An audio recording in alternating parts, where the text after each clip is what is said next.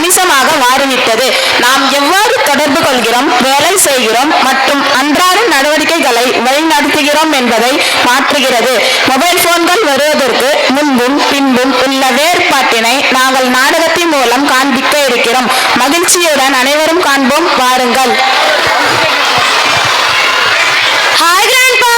என்ன விஷயமா பேராண்டி? தாத்தா, கரண்ட் இல்ல, மொபைல் போன்ல வேற சார்ஜ் இல்ல. இன்னைக்கு எப்படிலாம் பொழுதுபோக்கு தெரியல, எனக்கு வேற பைத்தியம் முடியற மாதிரி இருக்கு. என்னது, கரண்ட் இல்லைன்னா பொழுது போகாதா? நாங்கெல்லாம் அந்த காலத்துல கரண்டே இல்லாம பொழுது போக்கணும்பா. என்னத்தா சொல்றீங்க? கரண்டே இல்லாம பொழுது போக்குனீங்களா? அது கூட பரவாயில்ல, மொபைல் போன் இல்லாம எப்படி தாத்தா? மொபைல் இல்லைன்னா பொழுது போகாதா? நாங்கெல்லாம் அந்த காலத்துல எவ்வளவு சந்தோஷமா பொழுது போக்கணும்னு பாருப்பா.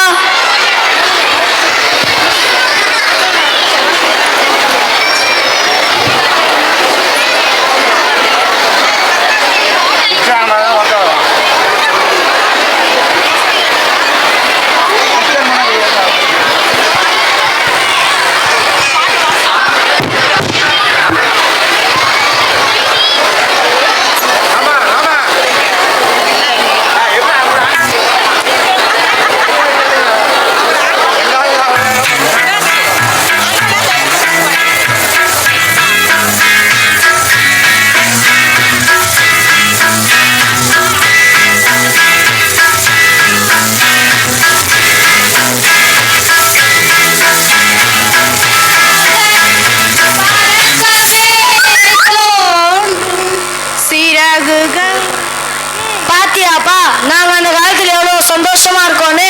ஆமா தாத்தா, ஆனா நீங்க இந்த காலத்துல எப்படி இருக்கீங்க? நாங்க இந்த காலத்துல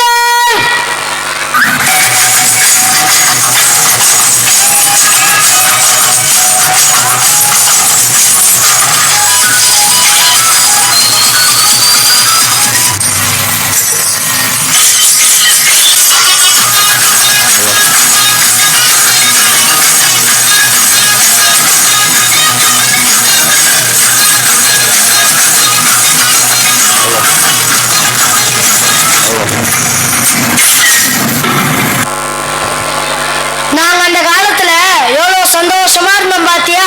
ஆனா நீங்க இப்ப என்ன பண்ணிட்டு இருக்கீங்க பாத்தியா? ஆமா தாத்தா, அதுக்கு முன்னாடி இன்னொரு விஷயமும் சொல்றேன் கேளுப்பா பேராண்டி. அந்த காலத்துல எல்லாம் விடுமுறை நாட்கள்ல நாங்க எல்லாம் ஒன்னா உட்காந்து சாப்பிடுவோம்.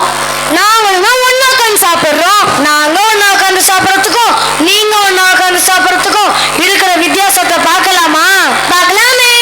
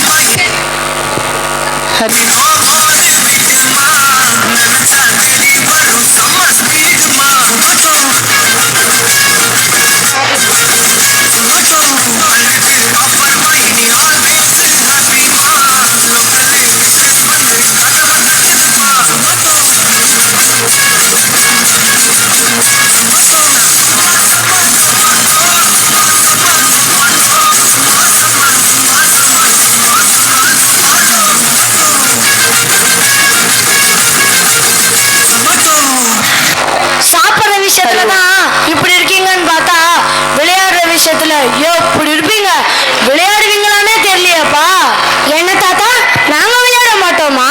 ஸ்கூலை விட்டு வந்த உடனே விளையாட ஆரம்பிச்சா நைட்டு 9 மணி வரையும் ஒரே விளையாட்டு தான்.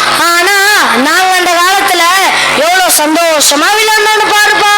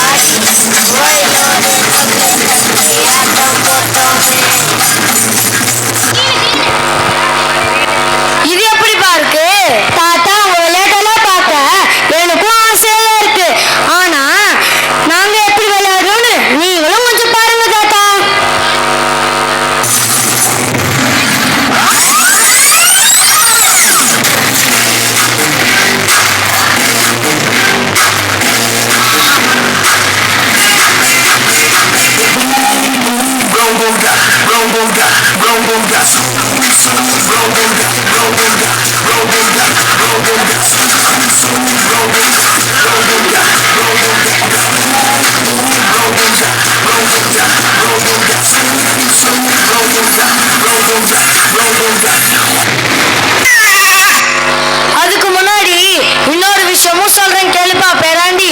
அந்த காலத்துல எல்லாம் எங்க அம்மா எனக்கு நிலா காட்டி சோறு ஊட்டுவாங்கப்பா. தாத்தா எங்க அம்மா வந்து எனக்கு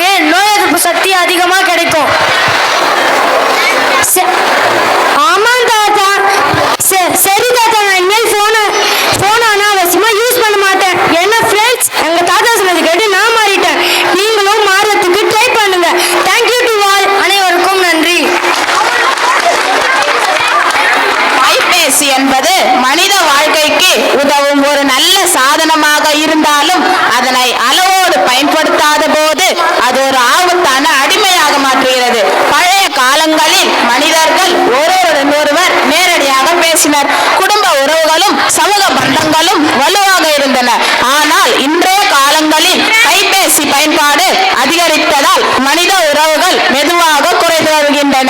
எனவே கைபேசியை நம்மை ஆளவிடாமல் நாமே அதை கட்டுப்படுத்த வேண்டும். வாழ்க்கையின் உண்மையான மகிழ்ச்சி திரைப்படங்களில் அல்ல, நமது குடும்பம், நண்பர்கள் மற்றும் இயற்கையுடன் செலவிடும் நேரத்தில் தான் உள்ளது. அளவோடு கைபேசியை பயன்படுத்தி ஆரோக்கியமான மற்றும் மகிழ்ச்சியான வாழ்க்கையை நோக்கி பயணிப்போம். நன்றி, வணக்கம். மொபைலை நாம் கட்டுப்படுத்த வேண்டும், ஆனால் நம்மை மொபைல் கட்டுப்படுத்தக் கூடாது என்பதை அழகாக நாடகத்தின் மூலம் விளக்கிய நம் வித்யாலயா மாணவர்களுக்கு வாழ்த்துக்களை தெரிவித்துக் கொள்கிறோம்.